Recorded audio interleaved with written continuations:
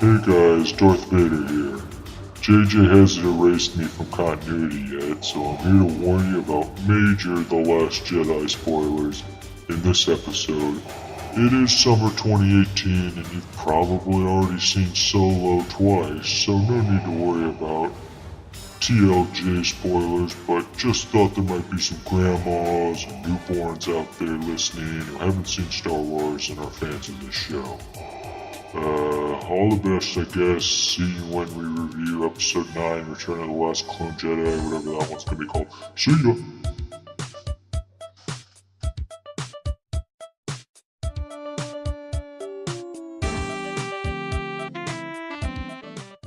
Hello everyone, and welcome to the Not Just New Movies podcast, the show where we review a seemingly random film currently not in theaters. My name is Ben Pearson, and today we're going to be talking about Richard Marquand's 1983 film, Return of the Jedi. Joining me is my regular co-host, Tyler. How's it going, man? Ben, we've returned, so it makes sense to only do movies with the word return in the title. And with that, you have laid out our entire mission statement for what we are calling NJNM The Return, which is I don't know how many movies we're going to do here. 10, maybe less. Who knows? I have at least 10 in my notes app on my phone. So okay, if necessary, there's a chance we could do 10. Yeah, as little as one, as many as 10 movies in which the word return is featured in the title. And we've been away for a little while. Yep. I think last time we left the listeners, I don't even remember what the most recent episode we did. Was it Quick Change with Bill Murray? Quick Change. Yeah, exactly. Okay, yeah, so it's been a minute since we recorded together, but...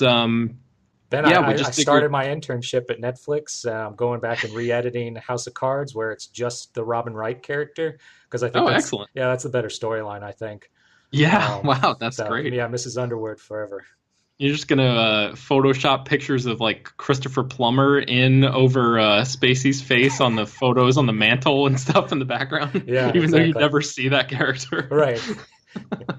All right, excellent. Well, if you guys are just listening to us for the first time, welcome. You can listen to all of our back episodes at njnmpodcast.blogspot.com. We used to have a whole structure laid out to this thing, but because we are now in the return territory, who knows what we're doing. We're throwing all that out of the window. And today we're just going to talk about Star Wars Return of the Jedi. Yeah. Episode, what is this? Six, yeah. I don't know if there's still a T-spot in this mix, but I got a few T-spots to lay on you, pal. Okay, yeah. So the T-spot was a section in the olden days when I would just essentially throw it to Tyler and let him talk about whatever, get anything off his chest. So let's go ahead and do that. What you got for me? The Last Jedi, 2017. Yeah. Ever heard of it? Oh, yeah, I have. I didn't have a podcast on me to get up on my soapbox and give it what for. Okay. Ben, this movie, I loved it. Last Jedi was fantastic. Good, me too. I liked everything about it, except some of the subplot. I think that was pointed out later. But I think Finn was a little underutilized. But I did like the... Princess Leia was also a little weird to see alive, but then dead, but then also alive. Right. Spoiler territory. But yeah, my favorite was the return of Skywalker as opposed to the 5 seconds from Force Awakens. He's actually in this movie. Spoiler, Yoda returns. Like everything about it was just like, it was fantastic. It was way better than Force Awakens. It was the kind of movie that, 14-year-old me would have loved. And now 30-plus-year-old me is loving. My one critique, I think, is that it completely, and you probably agree with this, it completely negates the previous movie almost, like everything that was kind of set up, which I thought was kind of funny, but also at the same time, it's like, what are we doing here? Like, if you're gonna have a trilogy, then like build on it or do something like flesh out a storyline or flesh out some characters. But I suppose Rian Johnson is kind of crazy like that. So Ryan, yes, yeah, I know the brick guy. Yeah. But Ben, I know you're on /film daily and /cast and all that, and on /film writing about it. So I didn't know if you had still some thoughts to express. I mean, yeah, I'm really glad you liked it because you're one of the biggest Star Wars fans that I know, and I know the film has been, very, very divisive in the community, and it seems to be divisive along the lines of people who grew up reading a lot of the expanded universe material, novels and stuff like that. And I know that includes you. Like, you played Shadows of the Empire and like those video games, and you read and you read a lot of those novels and stuff. So I was worried that you might come away from the film not thrilled with the direction they took Luke Skywalker in it, but I'm glad you liked it. And I think Mark Hamill was like surprisingly great in the movie. Like, I think he gave a legitimately very good performance, unlike something that he did in Return of the Jedi. Is that too harsh of a transition into the movie that we're going to talk about? The movie of the week, Return of the Jedi. Return to a galaxy far, far away. Ready, everybody? Chewie, let's see what this piece of junk can do. Here we go again. You will bring Captain Solo and the Wookiee to me.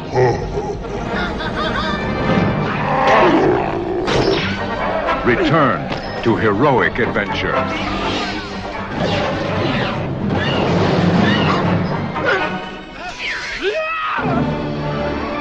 You don't know the power of the dark side. Return to the ultimate confrontation. Freeze! Don't move! Oh dear. I love you. I know.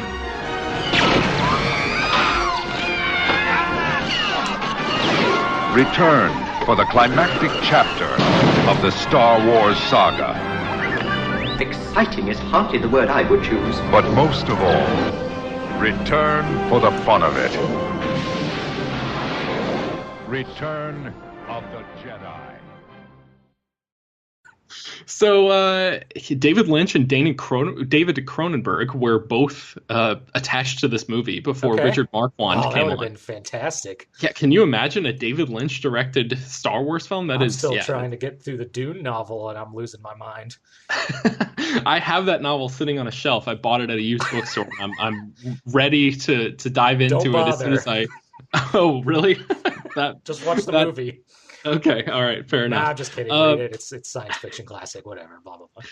So this, for many people, for everyone on the planet until Disney bought Lucasfilm, we all thought that this was going to be the last chronological Star Wars film that we were ever going to see. Sure. So, Tyler, do you have any general thoughts about Return of the Jedi? I feel like it predates me, but at the same time, I think spiritually, I was around for this movie. And it was, like if you watch this after Empire Strikes Back, they're two starkly different movies. The acting is totally different. I don't know if it's the director or if it was just Harrison Ford cashing a check. I don't know. But like there's totally different deliveries. But I think at the end of the day, Return of the Jedi is like part of that trilogy. And it's kind of a perfect end to everything that had led up to it. And I didn't really foresee, other than the books, obviously, when I was a kid, I never thought, I couldn't imagine what a movie after this would look like. Would it be like right away? Would it be 10 years? And so it's kind of an interesting case study all on its own. Just watching this one, you probably wouldn't get a lot out of it, but watching the whole trilogy, it's a fantastic installment. Yeah, definitely. So we were talking right before we recorded, and I was going to admit something to you, and then I decided to just admit it to you on the air. And that is, I have not seen this movie. I didn't rewatch it for this episode. That's fair enough. So it's been a little bit like since within the last I've year seen or it. so.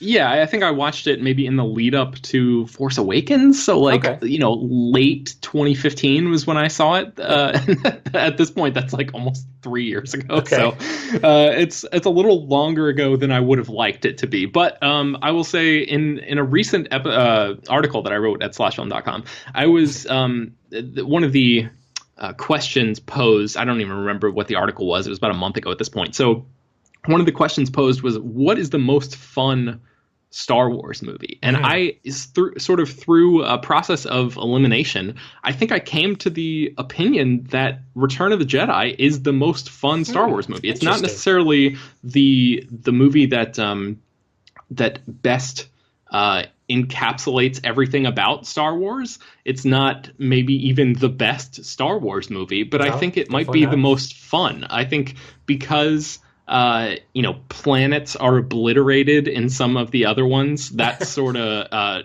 dampens the fun level a little bit. And then obviously Empire Strikes Back ends on such a down note. And Return of the Jedi, for better or worse, ends on a pretty happy note. Maybe even a goofy one. I think there's just a lot of joy and like buoyancy to this movie. I don't remember hating it the first time I saw it when I was a kid, but I definitely remember watching this trilogy over and over and over again, and always thinking that this was my least favorite of the three. I think that's probably, I don't know if that's a common thing for Star Wars fans or not, but I think from what I've seen, a lot of the conversation about the original trilogy was which movie is better, Empire Strikes Back or the first one. I never really saw anybody legitimately throw Return of the Jedi in as like the best Star Wars movie. So do you think that's only because of the Ewoks, or do you think there's something else to that? No, I don't think the Ewoks are fun. I don't like how Barney from How I Met Your Mother ranked. Like if you were born before Return of the Jedi, you love the Ewoks. If you were born... No, reverse that. If you were born before Return of the Jedi, you hate the Ewoks. If you're born after, you love the Ewoks. I think I would love them either way. They're just kind of a fun addition. Obviously, they were set up for marketing, but it's kind of they're like fun characters like the droids. I would probably rank, of the three, and I know this is probably going to be unpopular, but A New Hope it's good. It sets the stage, but I think Return of the Jedi has more meat on it because there's so much more going on, and you're kind of invested in these characters by the third movie. It's hard to say that, oh well, there's nothing here in Return of the Jedi to gnaw on, when it's the exact opposite. You have the compression of Luke and his dad. You have the love story between Han and Leia. You have C-3PO rising to the level of deity on the moon of Endor. Like everything is coming, everything is flourishing, and everything's coming up 3PO. And you're probably you're right. I think it is a lot of fun, and it's a great way to kind of leave the trilogy for 15 plus years before Episode 1, which, again, I don't know if we've podcasted about Episode 1, but it's one of my favorites too, because of the growing up with that movie, like looking forward to it, watching it, loving it, and then kind of having to deal with the post 9/11 cynicism against Episode 1. I don't know what happened, but that was the real terrorist attack. was people started hating on public sentiment against Episode 1. Yeah. So I mean, you're right on the money. This is a fun movie, even though there's some serious tones. It's just great. It sometimes drags on a little bit, but why would you want to leave so soon? Why would you want to leave the Star Wars universe so quickly, I think? Yeah, and I think part of the reason I like this one is because Lando is like a straight up good guy in it. You know, there's no I like morally murky characters as much as the next guy. But in this particular franchise where it's so delineated against the line of good and evil, Lando is a fascinating guy, and he works really well as that sort of, you never really know what he's doing in Empire Strikes Back, but he's a scoundrel. Once he makes that shift, I just feel like he's a lot of fun. I wish we would have had more Lando in Return of the Jedi. Get ready for more Lando and Solo, Ben. Yeah, and I'm excited about that because I love Donald Glover, as you know, and I think he's gonna, like, from the trailers and stuff. Who knows when this when this episode is going to be released? It might even be released after. Ooh, interesting. Solo hits theaters, and we could be looking back on this and laughing because the movie ends up being terrible or something. But I feel like Donald Glover is going to be good in the film regardless. But so what are your favorite scenes from this movie? A lot of times in the Not Just New Movies podcast, we'll go through a movie scene by scene. I don't really think we need to do that because I feel like everyone has seen this movie. I agree. So let's just talk about some highlights. Do you have anything? Are you a fan of like the Sarlacc pit? What's your... Well, to that first third of the movie, I think my favorite is the Cantina or Jabba's Palace band, Max Rebo and whatever his group is called. I thought that was pretty exciting. I'm into Muppets and Jim Henson Creature Shop stuff and all of that. And so the band is pretty scintillating for me. So how do you feel about the Men in Black music video-esque character that was added into the special edition during that scene? Again, Ben, in 1998, 1999, when those came out, as a kid, I loved it. I would appreciate, and I don't have anything against the special editions, because as someone who kind of is always gnawing to get back in and kind of revamp something I've created, I don't think it's out of the question that George Lucas should go back and do whatever he wants to him, but the original versions should be available alongside them. And so I think that's, and I think in 2005 or 2006 they came out with DVDs of not just the special editions, but then the theatrical versions, but they didn't do anything to the theatrical versions, which, I mean, I don't know how cinephiles feel about that. Like, it wasn't even bumped up to widescreen. It was just like, I don't think that's true. I feel like fandom has been waiting for a home video release of the original trilogy untouched for like ever. I think the most recent format on which you can purchase that is like Laserdisc from the 1980s or something. Well, I think I definitely have them. Oh, you do? Okay. Yeah, those 2006 ones came with the theatrical versions, but almost like YouTube quality. Oh, interesting. Yeah, they're fun to watch because you can hear the Ewok song from the old version and the new Ewok song from the newer version, and compare the two. The new one's terrible. So yeah, that, and then as a kid, you're like seeing Boba Fett again from Empire Strikes Back, which I don't think he was kind of undersold in Empire Strikes Back. The Return of Yoda, those are some of my favorite scenes, even though he passes away, unfortunately. Yeah. And then the final lightsaber scene is amazing. And yeah, the music behind it, and the fall and return of Anakin Skywalker, everything about it is very moving. Yeah, it's so stylish too. Like, I think Empire is the one where they're fighting in fog, right? Like, it's all orange and backlit and everything like that. But in Return, I think you can correct me if I'm wrong, but I think the fight is much more clear and out in the open, and they're doing it like in front of the Emperor, right? Yeah. And so like just the sword fighting is so cool to see. I think the guy who trained them was the same person who trained Cary Elwes and what's his name, Inigo Montoya from Mandy Patinkin from or in The Princess Bride. He's one of those swordsmen who like Hollywood has turned to since, days of old to teach people how to hold a sword properly. So that all that stuff is particularly well executed, I think. I mean, I know you love the Ewoks. I find myself, as I get older, coming around to them a little bit, but I'm still not fully on their side. I still find myself, because I feel like, give it 5 more years and I'll be completely okay with them. But there's still something about them, and maybe it is the fact that it's just so blatantly a marketing ploy and like a merchandising thing, and I just can't. There's something about my facile mind that can't get past that. But there's something about it where I cannot fully embrace the Ewoks for the soft creatures that they are. I feel like, they're not that soft. They took down an empire, Ben. And that's the thing too, the realism behind that. Like, say what you will about the realism of the Star Wars universe, and much can be said about that, but I just feel like it's almost a bridge too far, the Ewoks taking down these like trained assassins basically with these, or the soldiers. It's just like a little, it's ridiculous in a way that nothing else in the original trilogy is ridiculous. That's true. So yeah, I don't know. I'm sure eventually I'll be cool with it. Well, but when you see the Ewok Adventures, the made-for-TV movies, come back and see me, because they were so popular they got their own TV movies. Jeez, yeah, I will never be watching those. The only, and I think I've already mentioned this, my only kind of big issue with this is the acting from the big three.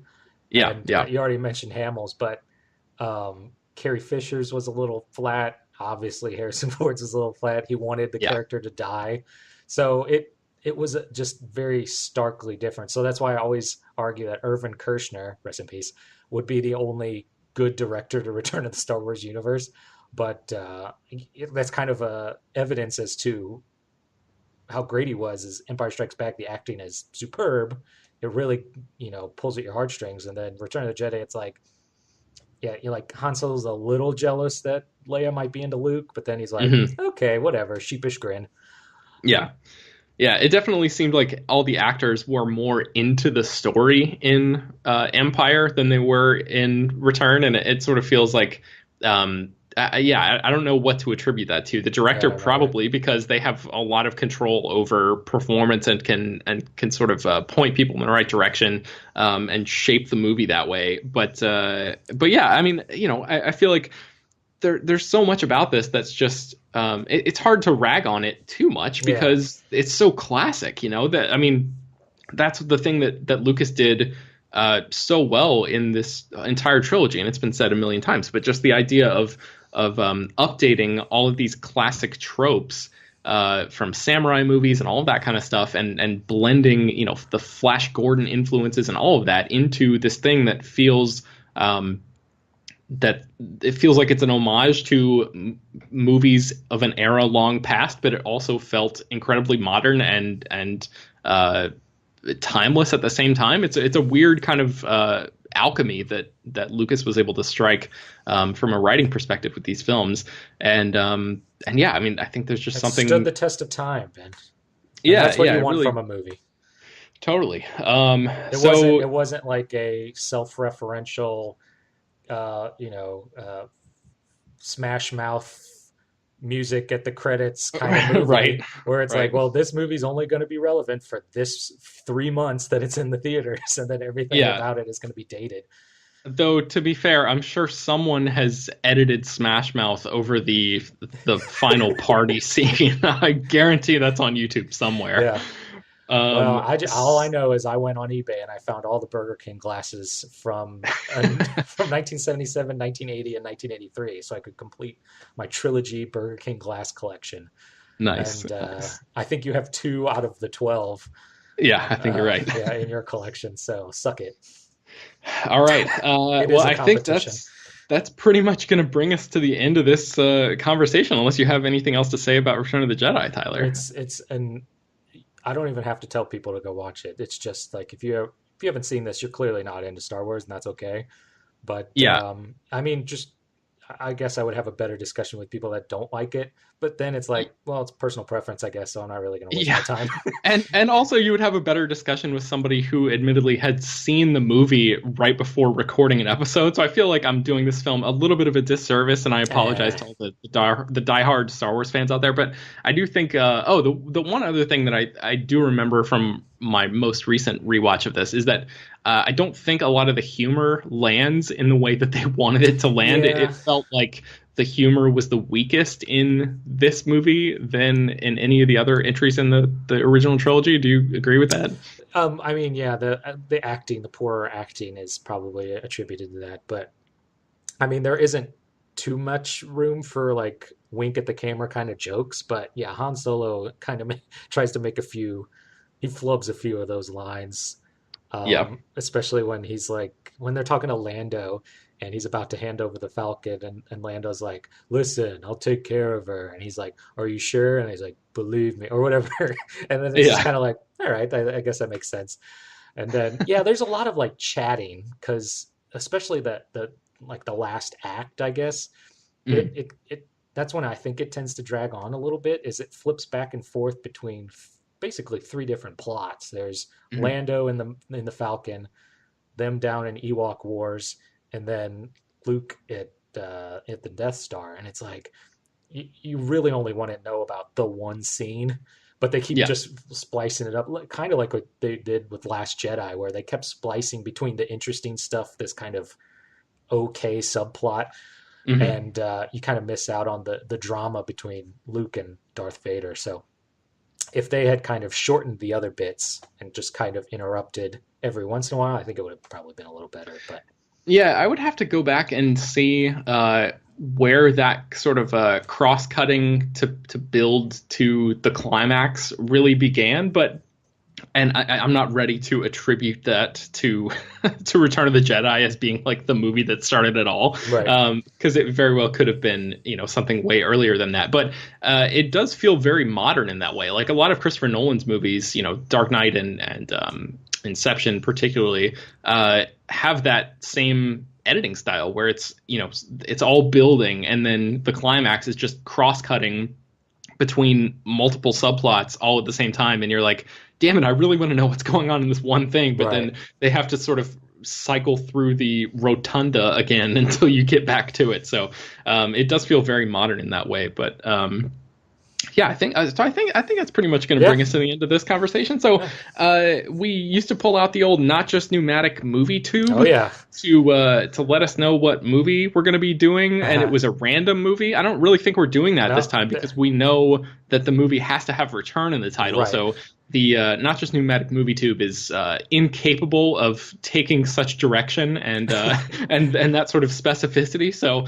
instead, we're just going to talk about on the next episode of the show, we're going to be talking about a movie that how would you describe this vaguely? It has the word return in the title. It does. And we'll let the listeners guess. It has the word return in the title. It's from the 80s. And it's a attempt to rekindle a story that is beloved. Yeah, that's true. And I'm going to give you 5 seconds to guess what that is. 4, 3. All right. Wait, yeah, I'm not even going to give you the full. No, the audience. It's Return to Oz. That's what we're going to be talking about next. So check that out if you've not seen it, because that movie is freaking insane, and we're going to talk much more in depth about it on the next episode of the show. Dreams. You can email us at notjustnewmovies@gmail.com. Call us and leave us a voicemail at 904-469-6566. I don't think we've gotten a voicemail in like 5 or 6 years. Also use hashtag return JNM. On Twitter to let us know which movies with the word return in the title you would like us to watch. Yeah, that would be great. And you can check us out on Twitter at NJNM Podcast if you want to talk to us directly there. I have no idea which of us or if either of us are going to be checking that at any point, but you can definitely email us or call and leave a voicemail, and we'll get that for sure. So Tyler, where can people find you online? Anywhere, or are you just hiding? Oh no, I'm on Twitter. At Alan Traherne or at the Fivecast, and look to the future for some Fivecast Presents episodes of The Perilous Journey, as well as From Crow to Quest, looking at almost every single movie made between the years 1994 and 1996. Amazing. All right. So my name is Ben. You can find me on Twitter at Ben Pears. You can listen to me on SlashFilm Daily, which is the daily podcast. Yes. You can find my writing at slashfilm.com. And yeah, thanks for listening, everybody. We'll see you next time. Bye-bye.